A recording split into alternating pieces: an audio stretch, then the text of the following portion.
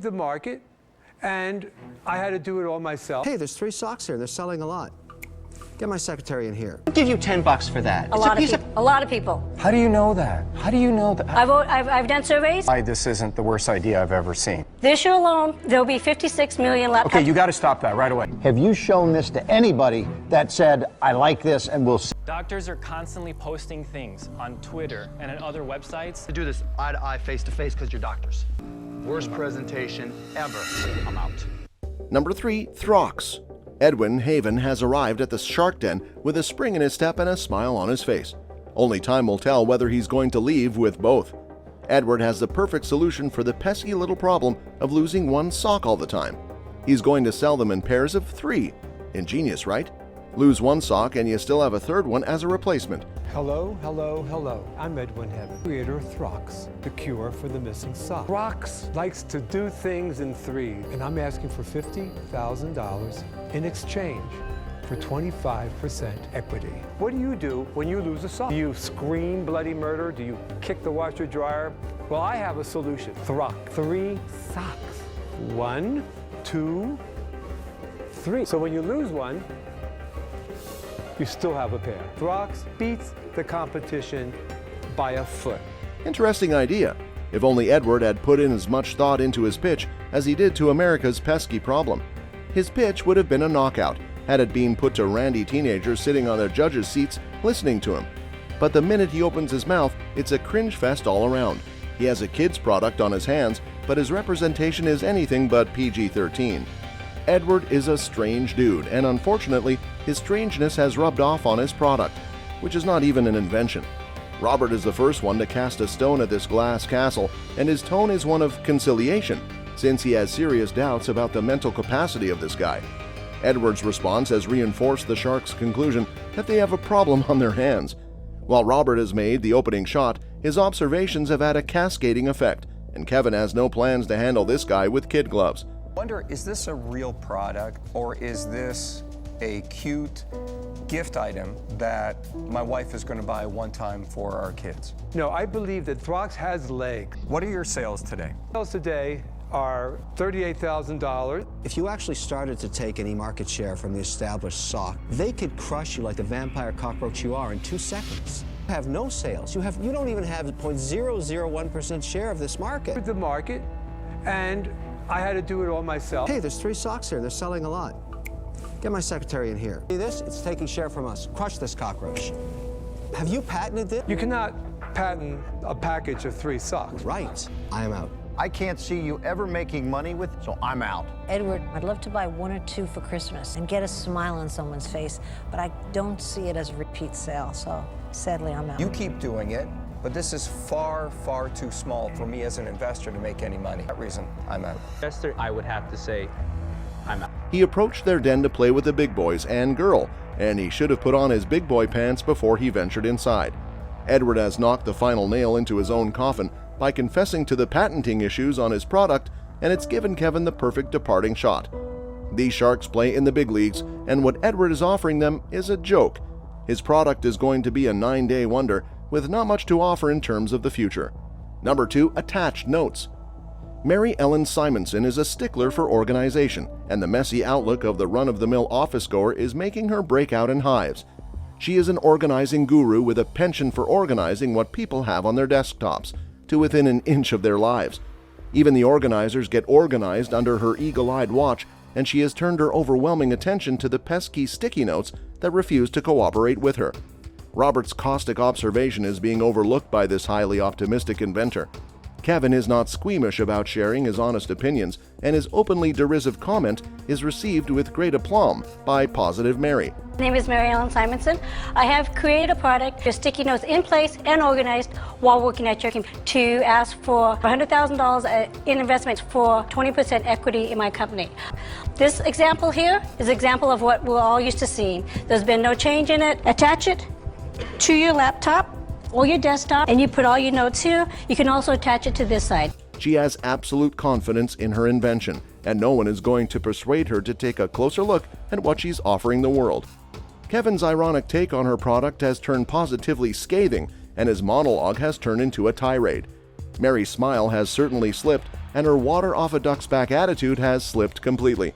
Kevin's questions related to her sticky note solution and his demands for numbers are being met very well by Mary, who is quoting big numbers. Marilyn, you've created a sticky pad for sticky. I created an arm for sticky pads. That's worth $500,000? Yes. Please tell me why. All you simply do is swing the sleeve in when you're ready to go, and as you can see, none of them fall off. Oh, I see why it's worth $500,000. Thank you. Folds into the computer. Of course, that makes sense to me now. You've sold how many? I have sold none. Excellent, excellent. We should keep this a secret. It's so valuable that nobody should know about this. This year alone, 56 million laptops will be sold here in the United States. Every one of them doesn't need your sticky arm. How much is it worth? What would I pay for that? $950 for you. Stop the madness! Are you out of your mind? Yes. Are you crazy? I'll give you $10 for that. A lot of people. How do you know that? How do you know that? I've done surveys. This isn't the worst idea I've ever seen. This year alone, there'll be 56 million laptops. Okay, you got to stop that right away. Have you shown this to anybody that said, I like this and will see? I have not, because I have not secured a patent yet. Don't waste your time on the money on the patent. I think no sale, useless idea, I'm totally out. Have you spent any of your own money I've doing spent about $1,000. That's the good news. Could stop, find something else, move on. I'm out. But these numbers are actually related to laptop sales and not her own invention. Her stubborn determination is driving Kevin up the wall, but the price she expects the consumer to pay for her non-invention has set Kevin off like a nuclear bomb. This presentation has officially turned into a face-off, and short of putting Mary over his knee and teaching a lesson to her backside, Kevin can only use small words to teach her some big lessons. The Sharks have had enough of giving her the gently approach. It's time for facing some cold hard facts and getting Mary a date with realism for once. The only woman on this team of Sharks has chosen to let Mary down softly. Whereas her male colleagues have been brutal in their assessment of Mary's product, Barbara is the only one who has lit the fire under Mary, sending her home revitalized instead of dragging a broken spirit behind her. Number 1, Rolodoc. Richard and Albert Amini are two brothers and not from another mother. They hail from Tucson, Arizona, and they have big plans for a bigger field. They intend to storm the gates of the medical world by presenting it with a hip and high-tech solution for all of their communication problems. Currently, the methods being used by medical staffers to communicate hails from the dark ages for all the good their archaic pagers can do. They aim to revolutionize three-way communication between doctors and patients, and their idea comes in the form of a mobile app. I'm Dr. Amini. And I'm Dr. Amini. We're brothers, both physicians. I'm Richard. And I'm Albert. Company is Rolodoc, and we're seeking $50,000 for 20% of our... As physicians, we're constantly communicating with our peers, our patients, and with other medical professionals, using pagers to communicate. What is this, the 80s? Rolodoc is the cure for the old school communication that exists in medicine. Rolodoc allows for secure email between patients, physicians, and other medical professionals. Mr. Wonderful's page. He's entered in his information, acardia. For those non-medical nerds, this is a condition when a person is literally born. Choosing surgery in Arizona lets you find this young, good-looking surgeon. The surgeon receives the message instantly and can reply at his convenience. With your investment, we will revolutionize the way we communicate in medicine. Importantly, you'll help us get rid of these pagers and make some money doing it. These two have to be fools to be taking potshots at Mr. Wonderful, who has a title designed to lull fools like themselves into a trap of complacency. Or they are Herculean heroes with balls of steel and the confidence of Zeus, provided to them by having a winner on their hands. Even though they might be living in a fool's paradise, it's a smart move putting their potentially biggest critic on the hot seat by providing light-hearted relief to the Sharks. They have effectively ensnared the wandering attention of these judges, and the game is on. This duo might have been playing for keeps with its shock and awe approach in their presentation. But talk is cheap, and let's see if they can put their money where their mouth is. Mark is asking them to identify the social networking element of their invention, which is the first stumbling block to their presentation. Before they can scramble to recover from Mark's grenade attack, Kevin has his own observations to add. He's pointing out that these guys are flogging a dead horse and trying to revamp an old idea just in new packaging. Their invention seems like a marketing tool for doctors more than an ease-of-access mechanism for patients. How am I going to convince you, the physician, to put your profile up there and detail the services that you offer? There's 800,000 U.S. physicians. No, I didn't ask what the market was. What are you going to do to convince doctors. If you have business connections, we have medical connections. Launch in Arizona, Texas, and Chicago. Those are where all our connections are. Are you personally, you're going to quit your practice, you're going to stop doing surgery, and you're going to make the call? Electronics, we can You're going to buy a database? You know what, Marco? And send an email? This is dangerous. How are you vetting these doctors? Because you don't want to be reading about somebody that actually isn't a surgeon. Wait a second. And explain how I make money, which is the most important thing. Hide social media to the medical. Okay. You Wait, guys are let driving him me nuts. answer. How do I make money? He keeps on saying social media, social media. You're not going to let him tell me how I make money. Because there's no chance of you making money. They are alluding to a social networking element once again, without having any proof of involvement, and it's turning Mark into a cynic.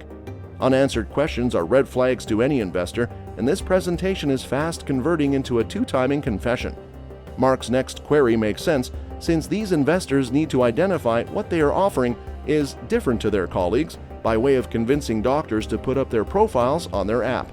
Mark's remarks are spot on. It seems the logistics behind this idea are pretty complicated, and these two have clearly not done their homework properly. The entire shebang is ill thought out. It's still a surface idea that wasn't vetted enough to sell it. Albert, let me go back to Mark's point. You keep saying social media, then you go to email. Hell, it's not social media. Doctors are constantly posting things on Twitter and on other websites. To do this eye-to-eye, face-to-face, because you're doctors. Worst presentation ever.